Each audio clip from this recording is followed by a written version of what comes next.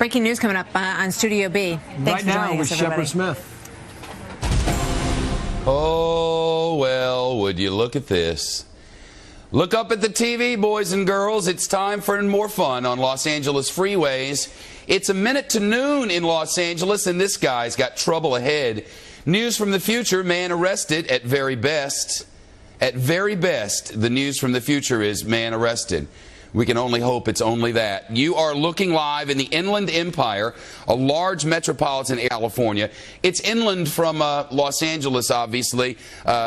2 counties this thing's been going through. The Inland Empire is really Riverside and San Bernardino counties. And this guy has been bucking it.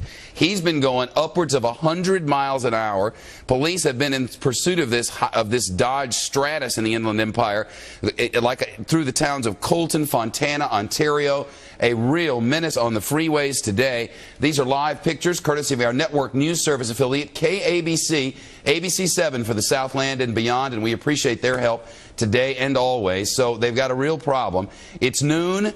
The guy has been driving very erratically. Other cars have been driving erratically to get out of his way. Thankfully, so far, nobody has been clipped. No police officers have been put in grave danger, at least. But the speeds at 100 miles an hour or more are causing them lots of problems.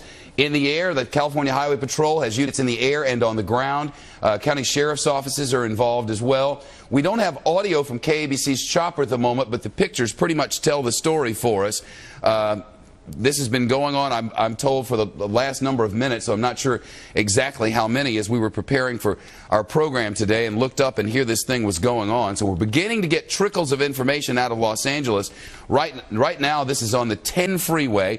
Last known area was San Bernardino, and I'm now told that this car has reached speeds up to 110 miles an hour. 110 in any car is not the best idea, but you know, this one here, well, I don't know how the Dodge Stratus will hold up at 110. But they're making whatever headway they can as we look live on the 10 freeway outside of Los Angeles. If you go to the city and take a right, if you're headed north and head east, there you'll find the Inland Empire. It's a largely bedroom community. There's a lot of industry out there now as well. And people moved there in urban sprawl for years and years and years, and freeways dissect and intersect the thing, and this is the 10 freeway, and he's now in the HOV lane. The HOV, I believe that was an HOV lane. If it is, you can add another $256 fine to all this. Now he's in the middle. We're getting out of control at this point. The car is really causing a lot of problems on the freeway, and authorities are concerned that somebody is going to get badly injured in this thing, because when you reach those speeds, anything can happen. Losing control of the car could end a number of lives, and whatever this man has done, it's not bad enough to bring this on, because there is no escaping this. We've been watching these things since they made news helicopters, and people do not get away. This guy will not get away. Of that you can rest assured. But what happens between now and the capture is what remains to be seen. It's my understanding that, though I'm not getting anything from our Los Angeles Bureau, it's my understanding that this car has been mostly on the freeway and hasn't made its way to surface streets. Now, that's as far as I know at this point. As I mentioned, I'm having a tough time getting information. But my understanding of it is it's been on the 10 freeway for most of the time. History tells us that will end. He'll get off the freeway at some point and make a different turn, and if not, the police may be able to get out in front of him with one of those spike strips. Impossible to do a pit maneuver or anything like that at these high speeds. The last thing the police want to do is put themselves or anyone else in danger, for that matter. But today, they're just trying to figure out a way to bring this thing to a stop. They're very well coordinated with the eyes in the sky there, and able to get authorities in front of this thing as he goes through an overpass there, and we lose the picture. And here comes another officer. They've been allowing some space between the officers and, can you get the 4-box, please? The space between the officers and the car for quite some time. But from time to time, they appear to be moving in on him, as they are in this very instance. It may be that they're trying to get a car in front of him, though they never seem to want to get in any sort of traffic collision out there, as you might imagine. They don't want to get in front of him and slow their car down to try to slow him down, because they just don't want to put other people in danger. So for now, it's a sort of wait-and-see thing. Eventually, the guy will run out of gas, but history tells us between now and then there'll be something that stops this. and the only hope is that nobody gets seriously injured in the process. Again, we're looking at the 10 freeway, the pictures from KABC, our network news service affiliate in Los Angeles, and somebody has done something, though I have absolutely no idea what. It's been going on for about 20 minutes now, according to the latest information in our urgent queue here in New York. It's now in LA County. So I guess the car's been westbound. It's hard to tell from the air, isn't it? But the car is westbound from the Inland Empire back into the Los Angeles area. So it started in the Inland Empire and has worked its way back into the big city. And midday traffic, especially on a Friday afternoon, can be really rough. As you get farther into Los Angeles and the city traffic itself, the 10 freeway becomes a bear.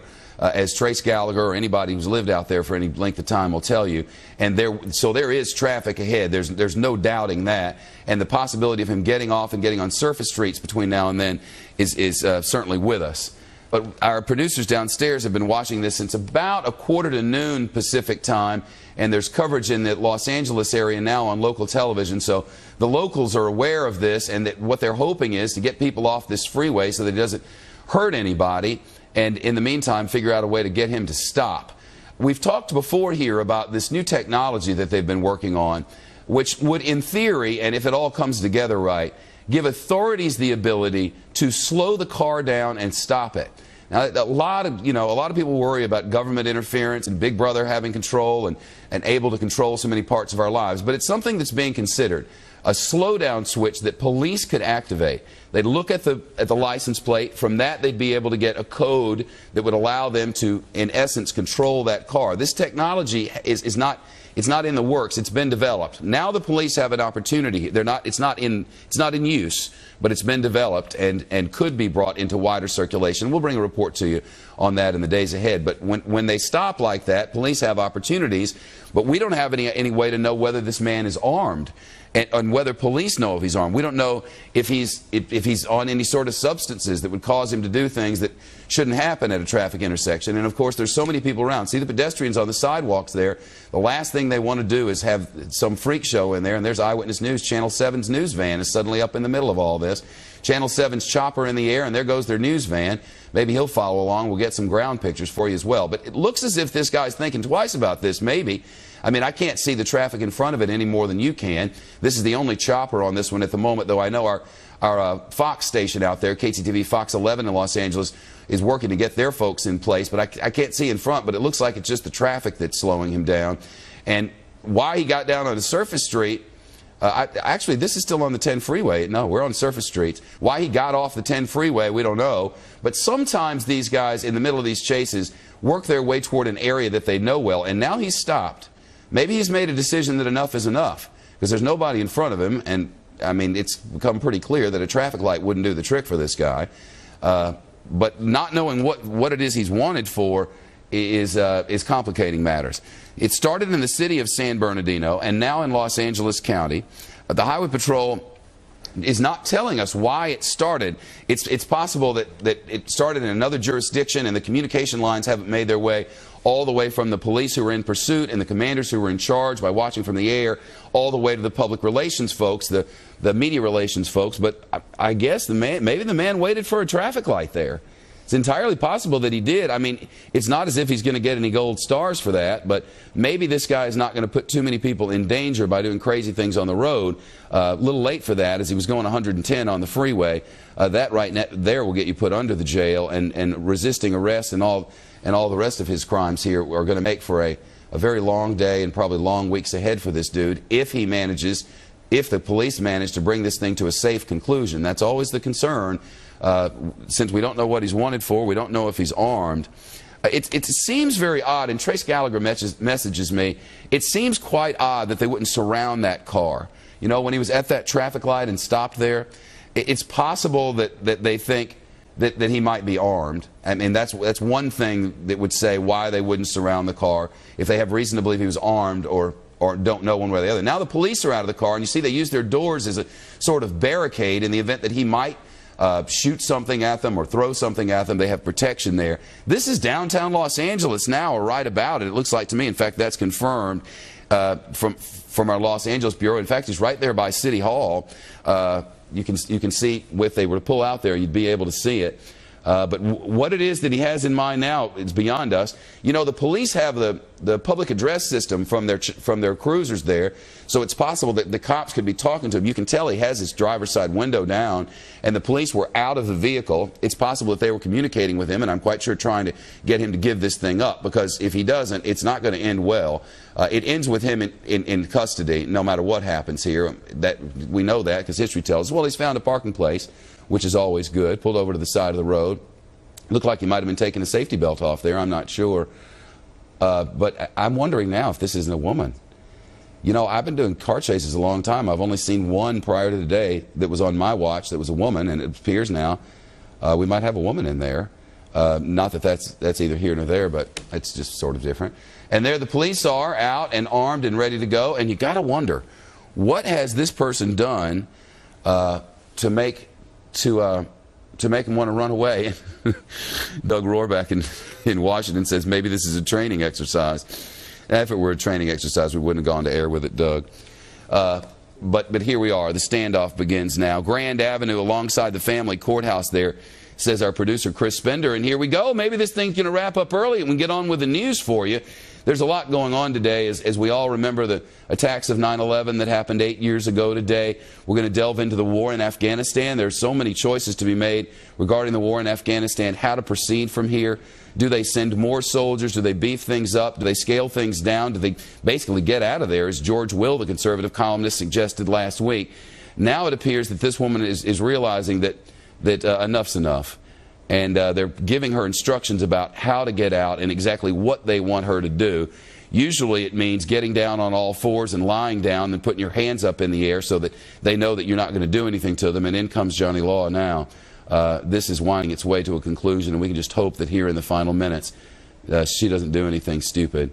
And it appears that she won't. You got to wonder, what in the world were you doing? I mean, are you on something? She's clearly having a hard time walking. And probably is a little bit afraid, but she should have thought about that a little while ago. So the California Highway Patrol and others from local jurisdictions putting themselves in harm's way every single day. And if there's ever a day to thank first responders, it is certainly today. When, you know, they don't know what they're going to face in a situation like this. And that is a thought that comes second or third or way down the line, because they're out there protecting and serving us, and what a service it is. Checking the trunk, I'm assuming nothing's in there. But to first responders from sea to shining sea, our salutes to you and our thanks to you for all that you do for all of us. That was a weird ending to this thing, wasn't it? I mean, I've seen them end in a lot of ways. We'll try to find out what happened here with this woman who made bad decisions today, and probably in recent days. So there you go. Let's get on with the news. I'm Shepard Smith, and this is Studio B. Saw the picture of her going in, nothing of her leaving. Very strange. Jonathan Hunt, it's good to see you. Thank you. I've gotten some new stuff on that car chase that we had earlier. Were you around for that? If you were around, you know what I'm talking about. But if you weren't, that isn't live, obviously, because it's over. There you go. I know now that this began because of what police say was an unsafe lane change and speeding. That's what led to a car chase. And that live bug, man, it just won't go away. Make it go away. It started in Banning Pass. It was when I said that. The woman in the car chase covered 83 miles from Banning to downtown Los Angeles in about 25 minutes. 83 miles in 25 minutes. That's speeding and wrong. We're 15 seconds to the end of this thing. Then we'll take a 2.5-minute commercial, and then it'll be Your World with Neil Cavuto on September 11th, 2009, as all of us remember the attacks of that fateful day. All the best to you and yours. I'll see you tonight.